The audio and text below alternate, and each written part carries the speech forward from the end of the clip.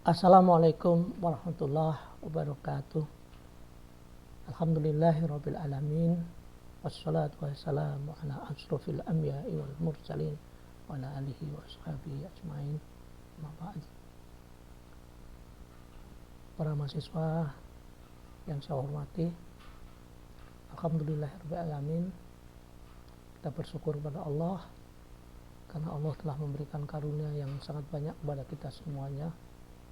Di antara karunia itu adalah sampai saat ini kita masih diberi kesehatan, kekuatan iman dan Islam, sehingga kita masih dapat belajar dengan baik, belajar dengan tekun dan giat. Mudah-mudahan dengan demikian Allah SWT mudah-mudahan akan memberikan kesuksesan kepada kita semuanya. Amin ya Rabbal alamin. Para mahasiswa yang saya hormati, ini merupakan pengantar dari perkuliahan komunikasi interpersonal kepada para mahasiswa PPKN Universitas Ahmad Dahlan. Beberapa poin yang akan kita jelaskan. Yang pertama adalah nanti tentang target atau capaian pembelajaran atau apa mata kuliah ini sesungguhnya.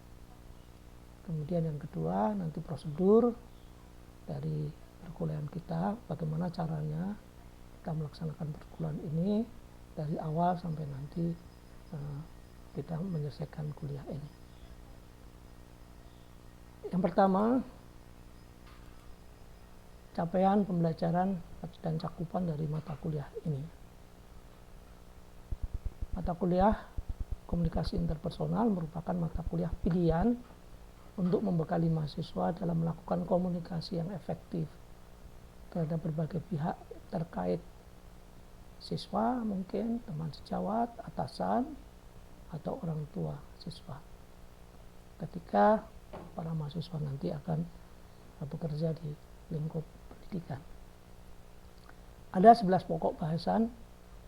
Yang pertama, tingkat komunikasi, pengertian komunikasi interpersonal, relasi interpersonal, efektivitas komunikasi, komunikasi verbal, kendali komunikasi interpersonal, hambatan dalam komunikasi, himbauan dan perintah, asertivitas komunikasi, 10 mendengarkan, dan yang 11 yang terakhir adalah komunikasi non verbal. Sumber pustaka ada 3. Yang pertama, dan ini mungkin yang paling banyak yang bisa Anda baca dengan baik, yaitu bukunya Budiatna dan Ghanem, Teori Komunikasi Antar Pribadi. Kemudian juga Anda bisa baca bukunya dari Wood, berjudul Interpersonal Communication, Everyday Encounters.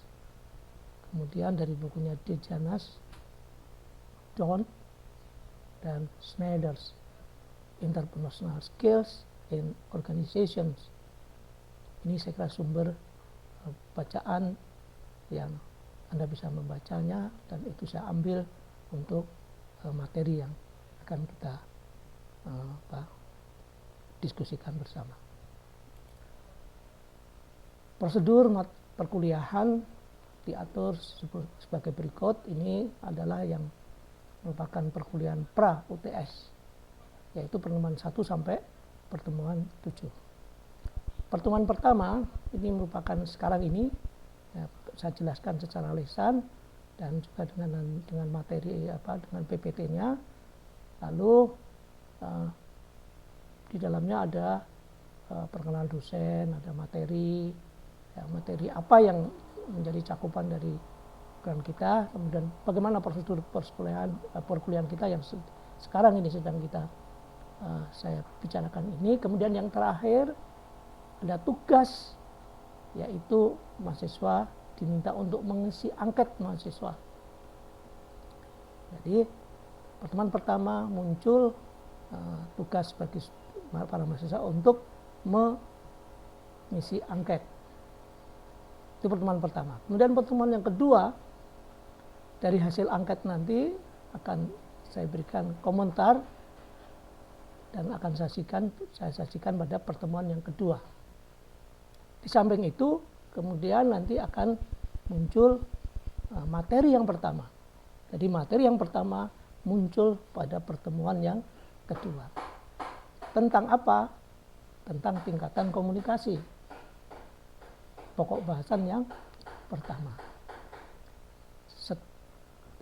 Setiap materi nanti akan disertai dengan tugasnya apa. Jadi saudara-saudara para mahasiswa nanti akan melihat pada PPT materi pertama itu nanti akan pada bagian akhir ada sebuah satu slide untuk muncul adalah pertanyaan-pertanyaan yang harus saudara-saudara mahasiswa kerjakan. Kemudian pertemuan yang ketiga adalah komentar hasil tugas yang pertama. Jadi tugas yang pertama nanti akan diberi komentar pada pertemuan berikutnya.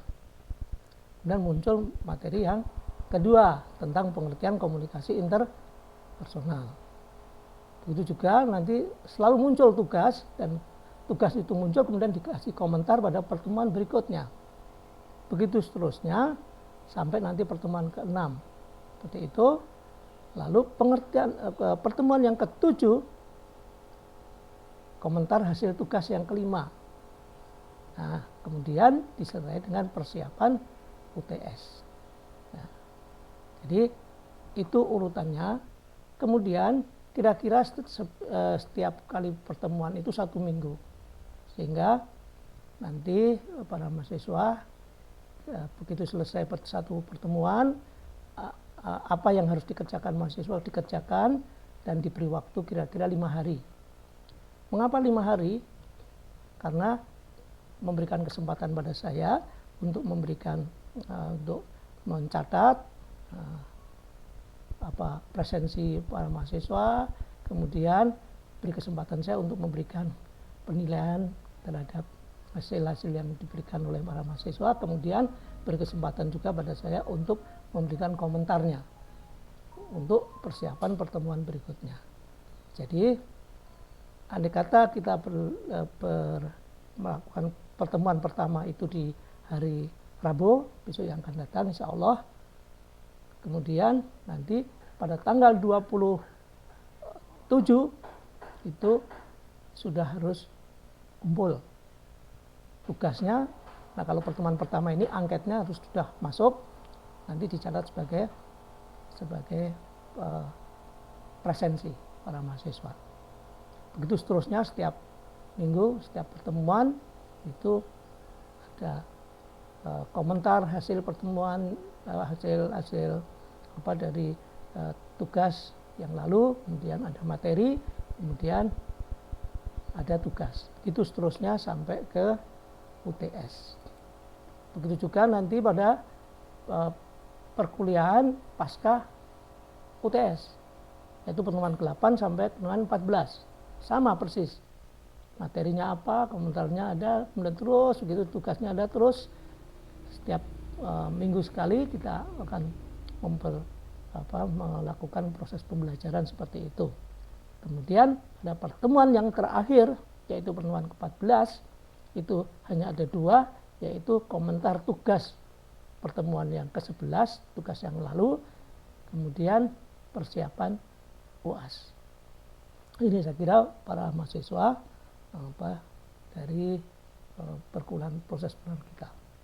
Jadi apa yang dikerjakan oleh para mahasiswa setiap kali pertemuan adalah memahami materi atau memahami apa yang disampaikan di dalam pertemuan itu, kemudian melaksanakan tugas, kemudian mengirimkan tugas itu kemana mengirimkannya? Ke Google Classroom kita. Jadi Google Classroom kita ini tempat kita untuk mengumpulkan materi. Nanti akan masuk ke Google Classroom kita dan juga sebenarnya masuk juga di email saya. Tapi tentu yang akan saya buka adalah yang ada di Google Classroom. Demikian saya kira prosedurnya. Lalu ini soal presensi dan evaluasi. Pertama tentang presensi mahasiswa. Setiap pengiriman tugas oleh mahasiswa dicatat sebagai kehadiran. Jadi kalau Anda tidak mengirimkan tugas pada setiap minggu yang sudah kita tentukan itu, maka itu berarti hadir atau tidak hadir dihitung dari pengiriman itu. Kemudian setiap pertemuan pasti ada tugas, kecuali pertemuan menjelang UTS dan menjelang UAS. Itu isinya adalah komentar dan persiapan UTS dan persiapan UAS. Kemudian format tugas, mohon perhatikan, format tugas adalah nama mahasiswa dan NIM. Jadi nama dulu baru NIM ya. Kemudian bentuknya Word dokumen. Kami harapkan begitu. Kemudian yang ketiga adalah maksimal hanya 2 halaman. Jadi jangan dibuat panjang-panjang. 2 halaman cukup. Kalau melebihi ya Anda kecilkan hurufnya, pokoknya 2 halaman saja. Tidak lebih dari 2 halaman. Kemudian evaluasi. Evaluasi yang pertama UAS. Materinya adalah pasca UTS. Jadi materi kita akan kita bagi materi pra UTS untuk UTS, materi pasca UTS untuk UAS dengan persentis sebagai berikut. Kemudian nomor 3, tugas-tugas. Tugas-tugas itu nilainya dari mana? Dari tugas setiap Anda melaksanakan tugas itu. Kemudian yang ke-11 kehadiran. Kehadiran adalah catatan jumlah kehadiran para mahasiswa dengan persentase yang seperti itu. Para mahasiswa yang saya hormati, ini saya kira prosedur kuliah kita. Kemudian ini dosen Anda, Muhammad Khairul Anam, kemudian pendidikan dan seterusnya. Demikian saya kira para mahasiswa yang saya hormati. Atas perhatiannya kami sampaikan terima kasih. Jika ada kesalahan kami mohon maaf yang sebesar-besarnya. Dan marilah kita selalu berdoa, mudah-mudahan aktivitas kegiatan kita mendapat bimbingan dari Allah Subhanahu wa taala sehingga mendapatkan kesuksesan dunia dan akhirat. Amin ya rabbal alamin. Terima kasih. Assalamualaikum warahmatullahi wabarakatuh.